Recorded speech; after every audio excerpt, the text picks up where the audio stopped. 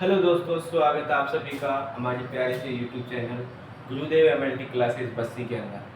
तो दोस्तों, आज हम जो बात करने वाले हैं, हम बात करने वाले हैं नर्वस सिस्टम के बारे में। नर्वस सिस्टम जो कि ये बहुत ज़्यादा इम्पोर्टेंट है, क्योंकि ये जो हमारी बॉडी के अंदर जितनी भी एक्टिविटीज़ होती है, उन सब की एक्टिविटीज़ को कंट्रोल और उनके अंदर जो बैलेंसिंग बनाने का कार्य कौन करता है? नर्वस सिस्टम करता है। एक्टिविटीज़ करती है, उन एक्टिविटीज़ को जो रेगुलेटिंग वे में करवाने का कार्य भी कौन करता है? नर्वस सिस्टम करता है। तो नर्वस सिस्टम की अगर हम बात करें तो नर्वस सिस्टम होता क्या है? तो नर्वस सिस्टम होता है कि जो हमारी बॉडीज़ के अंदर सेल्स पाई जाती है, उन्हें हम बोलते हैं नर्व्स। उन नर्व्स या न्यूरॉन्स की जो सेल्स पाई जाती है, वो सेल्स क्या होती है? हमारी ऑल ओवर बॉडी के अंदर पाई जाती है, मैक्सिमम पार्ट्स के अंदर पाई जाती है। ऑल ओवर बॉडी तो मैक्सिमम बॉडी के जो पार्ट्स होते हैं वहाँ तक पाई जाती है। वो क्या करती है कि जो इम्पल्सेज होते हैं, इम्पल्सेज बोले तो यानी कि कोई भी अगर अपन एक्टिविटीज़ कर रहे हैं या कोई भी कार्य कर रहे हैं, तो उनकी जो सूचनाएं हैं उनको ब्रेन तक पहुंचाने का कार्य कौन करती है? वो नर्व्स करती है। उन नर्व्स के थ्रू जो भी कार्य होता है, जो एक्टिविटीज़ होती है, वो ट्रांसफ़र की जाती है। तो क्या बोलते हैं अपन उसको? नर्वस सिस्टम बोलते हैं। अगर हम बात करें कि न्यूरॉन्स होते हैं, जो न्यूरॉन्स क्या होते हैं? न्यूरॉन्स में क्या होती है? सेल्स होती है, बॉडी की सेल्स होती है, जो कि इस प्रकार की दिखती है, जिसके अंदर जो ये वाला पार्ट हो गया वो साइटोप्लाज्म, और ये जो पार्ट होते हैं वो डेंड्राइट्स, एक्सोन एंड डेंड्राइट्स। तो ये डेंड्राइट्स होते हैं जो कि हमारी जो इम्पल्सेज होती है उन्हें रिसीव करते हैं, और जो एक्सोन के थ्रू नेक्स्ट ऑर्गन को पास कर देते हैं। इस प्रकार से क्या होता है कि जो इम्पल्सेज होते हैं वो पास किए जाते हैं एक बॉडी पार्ट से अलग अदर बॉडी पार्ट के थ्रू ब्रेन के तक। ब्रेन तक इसको जो इस तरह से जो न्यूरॉन्स होते हैं वो इम्पल्सेस को एक बॉडी पार्ट से ब्रेन तक पहुंचाते हैं। बारे में the nervous system is a complex network. Nervous system क्या होता है? कॉम्प्लेक्स नेटवर्क होता है, यानी जटिल जाल होता है। जटिल होता है कि जो एक न्यूरॉन्स होता है वो उसके दूसरे न्यूरॉन से कनेक्टेड होता है, जो दूसरा न्यूरॉन हो तीसरे न्यूरॉन से कनेक्टेड होता है, यानी कि वो पूरी जाल की तरह फैला होता है। किसके अंदर? हमारी बॉडी के अंदर। और इसके जो डेंड्राइट्स हैं वो भी अलग अलग बॉडी पार्ट्स के अंदर जाते रहते हैं। तो इसलिए इसको क्या बोला गया है? कॉम्प्लेक्स नेटवर्क, यानी जटिल जाल बोला गया है। इसको नर्वस सिस्टम को control and coordinates the activity of the body.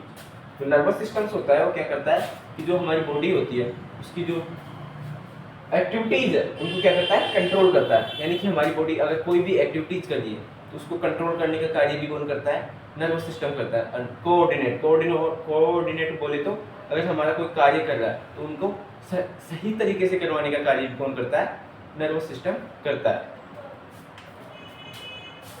अगर हम बात करें कि नर्वस सिस्टम जो होता है वो उसको कितने भागों में डिवाइड किया गया है, तो नर्वस सिस्टम को 2 टाइप्स में डिवाइड किया गया है। पहला है सीएनएस एंड पीएनएस। जो सीएनएस होता है उसको अपन बोलते हैं सेंट्रल नर्वस सिस्टम, और जो पीएनएस होता है उसको बोलते हैं peripheral nervous system. Central nervous systems होता है वो जो होता है उसके अंदर जो 2 ऑर्गन्स इन्वॉल्व होते हैं। पहला होता है ब्रेन एंड स्पाइनल कोड। जो ब्रेन एंड स्पाइनल कोड होते हैं, जो ब्रेन तो आप लोग सब जानते हो कि जो क्रेनियल कैविटी के अंदर बंद होता है उसको अपन ब्रेन बोलते हैं, जो मस्कुलर ऑर्गन। तो ब्रेन एंड स्पाइनल कोड क्या होती है?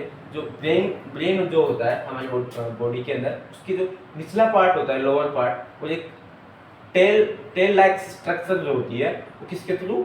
अपनी जो वर्टिब्रा है उसके थ्रू जो अपनी पोस्टीरियर पार्ट है उधर से गुजरती है नीचे की साइड में, जो कि अपनी ब्रांचेस फैलाती है। किसके लिए? नर्व सप्लाई के लिए। तो उसको अपन क्या बोलते हैं? स्पाइनल कोड बोलते हैं। तो जो ब्रेन एंड स्पाइनल कोड होता है, स्पाइनल कोड किसके थ्रू? वर्टिब्रा के अंदर पाई जाती है, तो वर्टिब्रल कैविटी होती है उसके अंदर। और जो ब्रेन होता है वो किसके अंदर? क्रेनियल कैविटी के अंदर पाया जाता है। तो सेंट्रल नर्वस सिस्टम के अंदर ये दोनों इन्वॉल्व होते हैं। जो ब्रेन एंड स्पाइनल कोड है वो क्या होते हैं कि जो मेनिंजेस होती है उनसे कवर्ड होते हैं। तो सेंट्रल नर्वस सिस्टम के जो ऑर्गन है ब्रेन एंड स्पाइनल कोड, वो मेनिंजेस के द्वारा कवर्ड होते हैं। जो अब अगर हम बात करें कि मेनिंजेस क्या होती है, तो मेनिंजेस क्या होती है कि जो ब्रेन है या स्पाइनल कोड है उसके चारों तरफ एक कवरिंग पाई जाती है। 3 लेयर की कवरिंग पाई जाती है, तो उन कवरिंग्स को जो बोलते हैं अपन मेनिंजेस बोलते हैं। तो सेंट्रल नर्वस सिस्टम के ऑर्गन क्या होते हैं कि मेनिंजेस से कवर्ड होते हैं। अगर हम बात करें कि जो पेरिफेरल नर्वस सिस्टम, तो पेरिफेरल नर्वस सिस्टम्स के अंदर क्या होता है कि टू टाइप्स के न्यूरॉन इन्वॉल्व होते हैं। पहला होता है सेंसरी एंड मोटार न्यूरॉन, दूसरा मोटार न्यूरॉन। अगर हम बात करें कि सेंसरी न्यूरॉन्स क्या होते हैं, कैसे होते हैं, क्या क्या कार्य होता है, तो सेंसरी न्यूरॉन्स का कार्य ये होता है कि हम इसमें से किसी भी बॉडी पार्ट से इंफॉर्मेशन को ब्रेन तक पहुंचाने का कार्य कौन करता है, सेंसरी न्यूरॉन्स। और जो हमारी ब्रेन से किसी भी इंफॉर्मेशन को बॉडी के पार्ट तक पहुंचाने का कार्य कौन करता है, मोटार न्यूरॉन्स करते हैं। ठीक है। अगर हम बात करें कि पेरिफेरल नर्वस सिस्टम, तो पेरिफेरल नर्वस सिस्टम को भी टू टाइप्स में डिवाइड किया गया। पहला है ऑटोनोमिक नर्वस सिस्टम एंड दूसरा somatic nervous system. Autonomic nervous system की अगर हम बात करें कि ऑटोनोमिक नर्वस सिस्टम के अंदर क्या होता है, तो ऑटोनोमिक नर्वस सिस्टम का कार्य होता है इनवॉलंटरी एक्टिविटीज या इनवॉलंटरी कंट्रोल होता है। क्या होता है, इनवॉलंटरी कंट्रोल। अगर हम बात करें इनवॉलंटरी, तो इनवॉलंटरी का मतलब ये हो गया कि जो हमारी कंट्रोल में ना हो, बॉडी जो ऑटोमेटिकली करे, उसके अंदर हमारा कोई भी जो कंट्रोल ना हो, उसको अपन क्या बोलते हैं, इनवॉलंटरी। इनवॉलंटरी कंट्रोल किसके अंदर होता है, ऑटोनोमिक नर्वस सिस्टम के अंदर।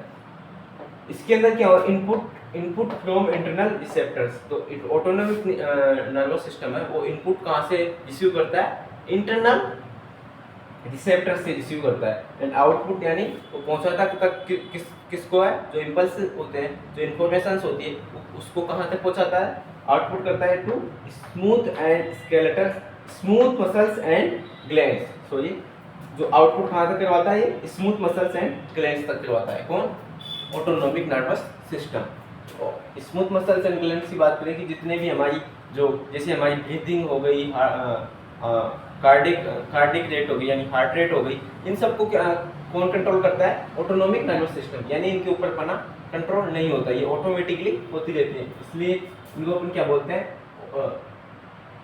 Autonomic nervous system. और जो ये क्या होती है, इनवॉलंटरी होती है, और इसकी आउटपुट कौन कौन होती है, स्मूथ मसल्स एंड ग्लैंड्स। यानी जैसे स्मूथ मसल के ऊपर भी अपना कोई कंट्रोल नहीं होता, और जितने भी बॉडी के अंदर ग्लैंड्स होती है तो उनके ऊपर भी अपना कोई कंट्रोल नहीं होता, तो एक सब क्या होती है, इनवॉलंटरी। अगर हम बात करें सोमेटिक नर्वस सिस्टम की, जिसे अपन सीएनएस के नाम से जानते हैं, सोमेटिक नर्वस सिस्टम होता है वो कैसा होता है, वॉलंटरी इन कंट्रोल होता है। वॉलंटरी इन कंट्रोल बोले तो जो इसकी जो एक्टिविटीज होती है, जो इसके कार्य होते हैं वो अपने कंट्रोल में होते हैं। जिसकी भी जो एक्टिविटीज है उसकी जो कार्य है उनको अपन कंट्रोल कर सकते हैं, जो अपने अकॉर्डिंग चेंज हो सकते हैं, तो वो किसके अंदर आ गए, सोमेटिक नर्वस सिस्टम के अंदर आ गए, एंड वॉलंटरी कंट्रोल के अंदर आ गए। जो सोमेटिक नर्वस सिस्टम्स है तो उसके अंदर जो इनपुट होता है वो कहाँ से रिसीव होता है, सेंस ऑर्गन से। किससे, सेंस ऑर्गन से अपन को जो इसका इनपुट प्राप्त होता है, और जो आउटपुट प्रोवाइड किया जाता है वो किसको प्रोवाइड किया जाता है, स्केलेटल मसल्स को। सोमेटिक नर्वस सिस्टम के अंदर जो इनपुट प्राप्त किया जाता है वो सेंस ऑर्गन से, एंड आउटपुट जो प्रोवाइड किया जाता है वो किसके अंदर, किसको करवाया जाता है, स्केलेटल मसल्स के अंदर। स्केलेटल मसल्स के अंदर कैसे, जैसे अगर हमारी बॉडी के अंदर जितनी भी स्केलेटल मसल्स है, जितना भी अपना स्केलेटल है, तो अपन उसको अंदर मूव करवा सकते हैं, जो कि अपने कंट्रोल में यानी वॉलंटरी है। तो वो सब किसके अंदर आ गए, सोमेटिक नर्वस सिस्टम के अंदर। अगर हम इसके आगे की बात करें तो जो ऑटोनोमिक नर्वस सिस्टम होता है, ऑटोनोमिक नर्वस सिस्टम को भी अपने टू टाइप्स में डिवाइड किया गया है। पहला है sympathetic motor system and parasympathetic motor system. अगर हम बात करें कि जो sympathetic motor system and parasympathetic motor system होता है वो क्या होता है, तो सिंपैथेटिक मोटार सिस्टम के अंदर जो एक्टिविटीज इन्वॉल्व होती है वो कैसी होती है, फाइट एंड फ्लाइट रिस्पॉन्स।